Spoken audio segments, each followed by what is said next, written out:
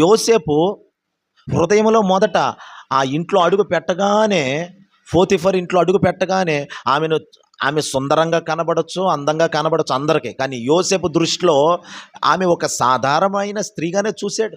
సాతానుగాడు ఒకవేళ చెడు ప్రేరేపణ ఆమె మీద పుట్టించినా కానీ నేను అలా చేయను, ఎందుకంటే నేను దేవుని యందు భయము కలిగిన వాడిని.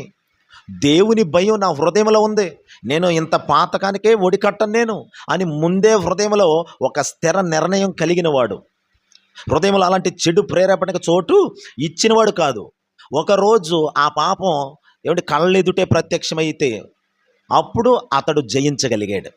నేను అనేది మొదట హృదయంలో జయించాలి. మనం మనసులో జయించకపోతే వచ్చిన చెడ్డ ప్రేరేపణ, వచ్చేసిన చెడు ఆలోచన, అపవిత్రమైన ప్రేరేపణ, వాటిని మనం కనుక స్వీకరిస్తే, తీసుకుంటే అపవాది తెచ్చేస్తాడు. అలా కనుక తీసుకుంటే దేవుడు దుఃఖపడతాడు. ఆదికాండం 6వ అధ్యాయం 6వ వచనంలో చదివిన ప్రకారంగా యెహోవా హృదయంలో నొచ్చుకొనెను, ఆయన సంతాపము నొందెను. ఎందుకు సంతాపం పడ్డావు ప్రభా, ఎందుకు ఏడ్చావు ప్రభా అంటే, మనుషుల హృదయంలో ఆలోచన ఎల్లప్పుడూ ఆ ఊహంతా చెడ్డదే. ఊహ, నువ్వు చెడు పని చేసి